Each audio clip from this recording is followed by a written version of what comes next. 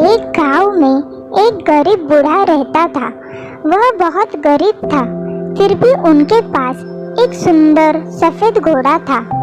इसके कारण राजा के लोग भी उनसे ईर्ष्या करते थे। उसे उस सफेद घोड़े को बेचने के लिए राजा की तरफ से अच्छी कीमत दी गई थी, लेकिन बूढ़ा आदमी यह कहते हुए मना कर देता था कि यह मेरे लिए सिर्फ घोड़ा नहीं है, वह एक व्यक्ति और मेरा अच्छा दोस्त है।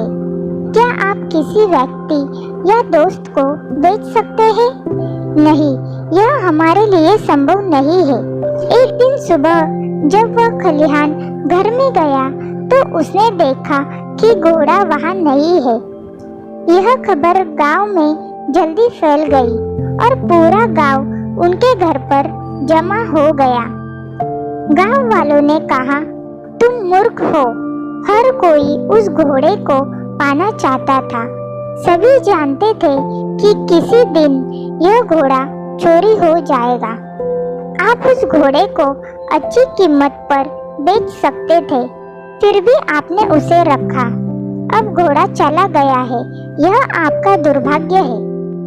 बूढ़े आदमी ने जवाब दिया, सच तो यह है कि घोड़ा स्थिर नहीं है, बाकी सब कुछ जो तुम कहते हो वह एक फैसला है।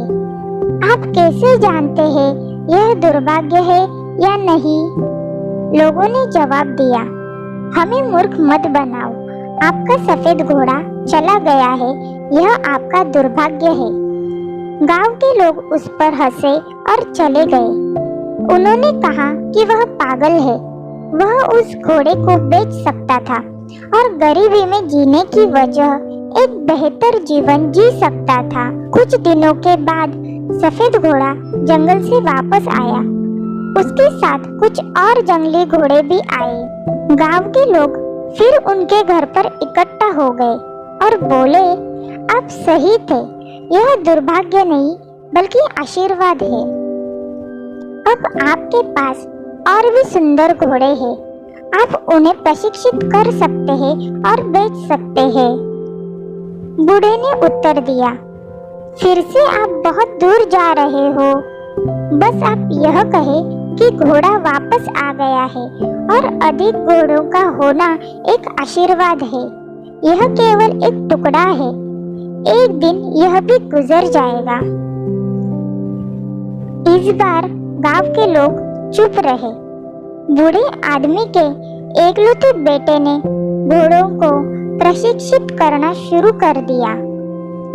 कुछ दिनों के बाद उन जंगली घोड़ों को प्रशिक्षण देने के दौरान बूढ़े का बेटा घोड़ों से गिर गया और उसका पैर टूट गया।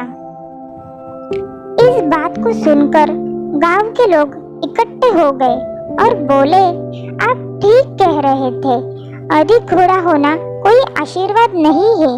अब तुम्हारा बेटा इससे घायल हुआ है। इस बुढ़ापे में अपने अपाहिज बेटे का क्या करोगे? बूढ़े ने उत्तर दिया, इतनी दूर मत जाओ, इतना ही कहो कि मेरे बेटे की टांग टूट गई है। कौन जानता है कि यह दुर्भाग्य है या आशीर्वाद, किसी को नहीं मालूम। एक महीने बाद युद्ध के कारण गांव के सभी युवाओं को सेना में भर्ती होने के लिए मजबूर होना पड़ा। इसीलिए युवाओं के माता पिता और गांव के सभी लोग रो रहे थे।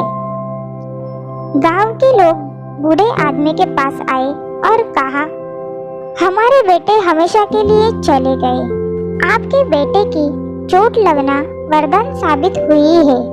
कम से कम वह जिंदा है और आपके साथ रह रहा है। बूढ़े ने उत्तर दिया, कोई नहीं जानता, इतना ही कहो हमारे बेटे को सेना में भर्ती होने के लिए मजबूर किया गया और आपके बेटे को मजबूर नहीं किया गया। लेकिन कोई नहीं जानता यह आशीर्वाद है या दुर्भाग्य है, केवल भगवान जानता है। इस कहानी से हमें यह शिक्षा मिलती है कि हमें किसी भी स्थिति का न्याय केवल उसी से नहीं करना चाहिए जो हम देखते हैं। हम कभी यह नहीं जानते कि आगे क्या होने वाला है।